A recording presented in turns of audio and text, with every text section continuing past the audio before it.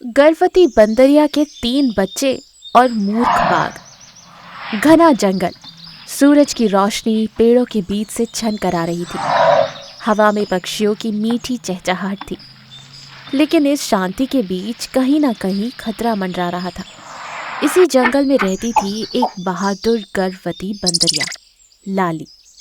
उसके 3 प्यारे बच्चे थे, टिंकू, पिंकू और रिंकू। टिंकू और पिंकू समझदार थे, लेकिन रिंकू नटखट और मस्तीखोर था। लाली हर रोज अपने बच्चों के लिए जंगल से फल लाती थी।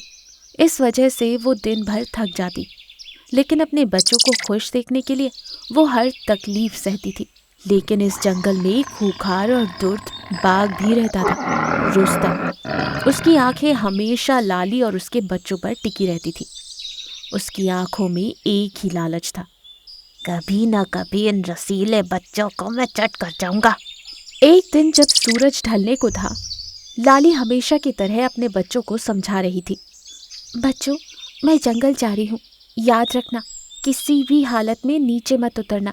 यहाँ बहुत खतरनाक जानवर घूमते हैं। हाँ माँ, हम कभी नहीं जाएंगे।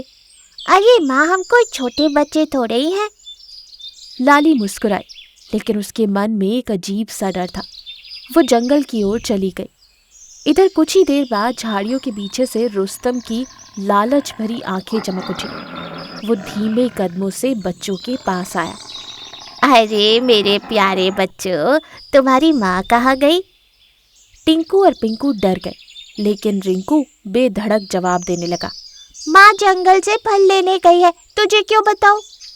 रुस्तम अंदर ही अंदर गुस्से से लाल हो गया, लेकिन ऊपर से मुस्कुराने लगा। अरे बेटा, गुस्सा क्यों होते हो? मैं तो बस तुम्हारी मदद करना चाहता था। तुम भूखे लग रहे हो, क्यों ना मैं तुम्हें मीठे मीठे अंगूर खिलाने ले चलूं? ये सुनकर रिंकू के मुंह में पानी आ गया। अंगूर? वाह, मुझे बहुत पसंद है। रिंकू माँ ने मना किया है। हाँ, मत जाओ, हमें खतरा हो सकता है। अरे डरो मत, रुस्तम अंकल अच्छे लग रहे हैं। रुस्तम के चेहरे पर शैतानी मुस्कुराहट आ गई। वो अपनी पीठ नीचे झुकाकर बोला, आओ बेटा, मेरी पीठ पर बैठ जाओ, मैं तुम्हें वहां लेकर जाऊंगा। टिंकू और पिंकू चिल्लाते रह जाते, लेकिन रिंकू रुस्तम की पीठ पर बैठ जाता है। रुस्तम जंगल की झाड़ियों में छलांग लगाता हुआ तेजी से दौड़ पड़ता है। ये सब लकड़बग्घा जग्गा देख लेता है। वो लाली का सच्चा दोस्त था। जब उसने रुस्तम को रिंकू को ले जाते देखा तो उसके होश उड़ गए।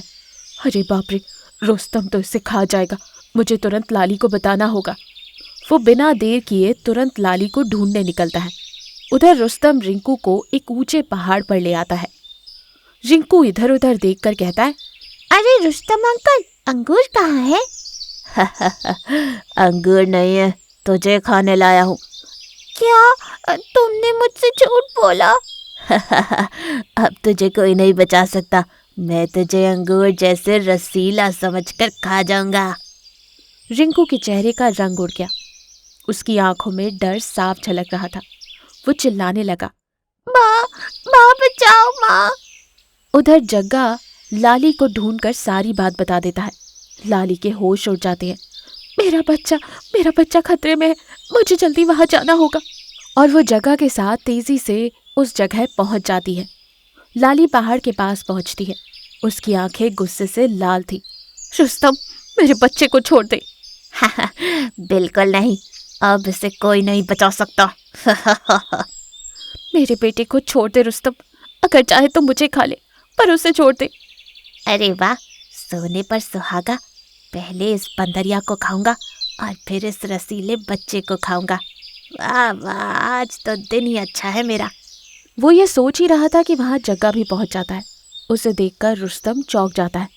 शर्म कर रुस्तम, एक गर्भवती माँ से लड़ रहा है तू इतना गिर चुका है। मुझे कोई फर्क नहीं पड़ता, मेरे लिए बस खाना जरूरी है, और तू कौन होता है बीच में बोलने वाला?